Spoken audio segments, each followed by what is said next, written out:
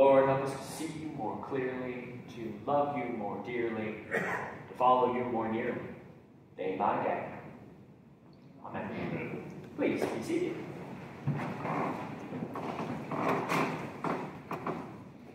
As I said at the beginning of the service, this is the first Sunday in our month of gratitude and thanksgivings here at St. Stephen's. We had some great speakers get up and join us. Doug Staten got up at 8 a.m. Guy Goodson got up at 8 a.m. and spoke with us and shared some of the things that they're grateful for about being here. One of the things the guy said is he's grateful for the peace. You know how at the peace we all get up and we don't just share the peace with the person next to us, but like we go and we find visitors with us and people we haven't seen for too long. We share the peace with each other. And as I said at 8 a.m., we're known in Beaumont. Like, if you don't want the peace, don't go to St. Stephen's. Right? You're going to get the peace. And he's grateful for that. I bet a bunch of us are grateful for that. And as we're talking about all the things that we're grateful for, it strikes me that it's so great that we get to start out this Sunday, All Saints Sunday. We're reading this story that comes up in our lectionary for All Saints. This is one of our All Saints readings, is the story of Lazarus being raised from the dead. And it's a very powerful story. It's a very visual story with a lot going on in there. Mary goes out and she meets Jesus out on the road. He was coming because Lazarus was dying, and he's too late. He's too late. Mary comes and confronts him out on the road, and I frequently have read it as despair. You know, oh, Jesus, if you had just been here, you wouldn't have died. But there's another way you could read it with, she could be angry, couldn't she? She could be meeting him out on the road and saying, Jesus, if you had been here, he wouldn't have died. She could be angry about it. There's a lot going in here. A lot of emotions that go into this. There's even a little bit of kind of an awkward sense of morbid humor in it. It's interesting. They believe that he is the Son of God that's come to raise Lazarus from the dead, and they're worried that he's going to smell bad. And they're like, he's been dead for 4 days.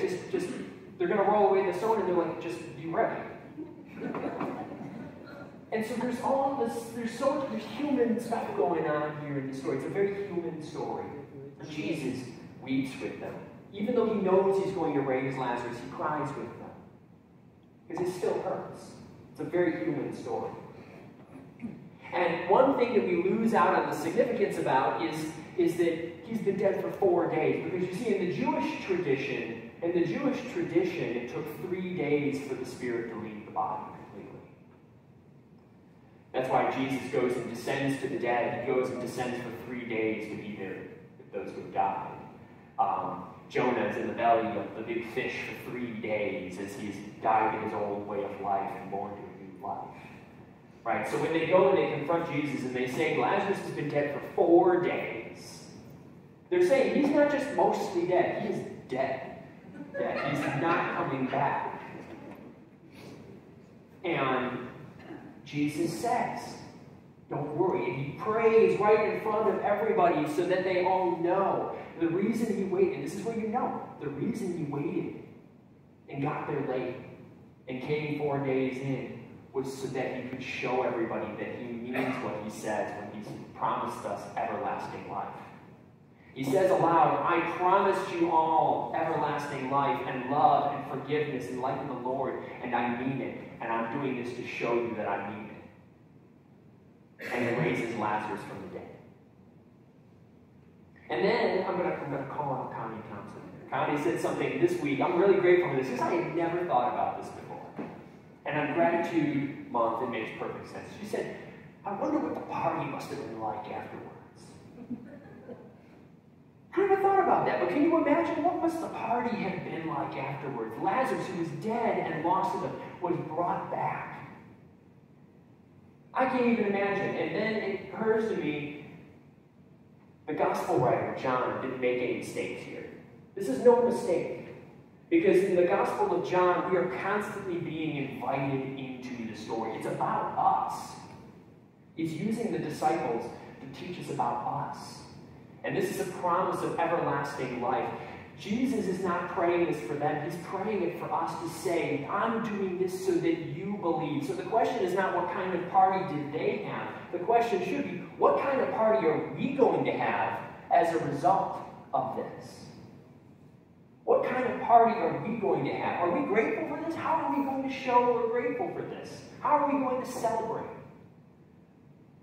And so we get together, and what do we do when we throw a party? We invite our friends, our family, and the people who are closest to us, and our neighbors. Well, that's what we do here. We gather with the people who are closest to us. You have music at a party? Well, we have music. We got the music. You want food at the party? Well, we've got food. We've got the best food you could ever have. We've got the body and blood of Jesus Christ our Lord, given to us as a promise of our everlasting salvation. What better food could you have at a party than that?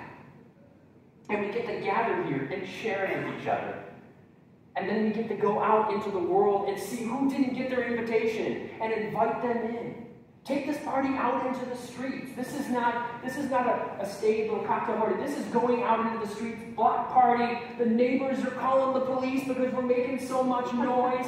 Going out and people saying, why are you all so happy? And it's because of this.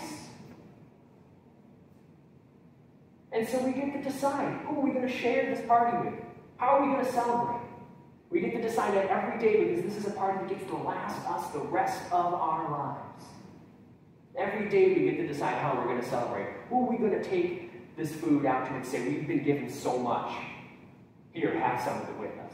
I've been given all this extra time. I'm going to go and share some of it with you. You look like you could use a lifting up. Let me invite you. Let me do this with you. Raise your spirits. Be in fellowship and relationship with you. How are we going to celebrate this amazing party? And so, it's All Saints Day.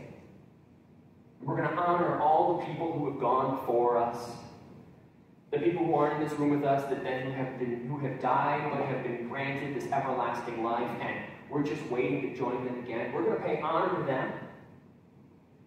We're going to join in saying our baptismal vows. We're going to renew our baptismal vows with each other, where we promise to love each other and go out into the world and seek justice and love and peace out in the world. And then we're going to gather up and we're going to share the bread and wine together, side by side, kneeling at this rail with each other.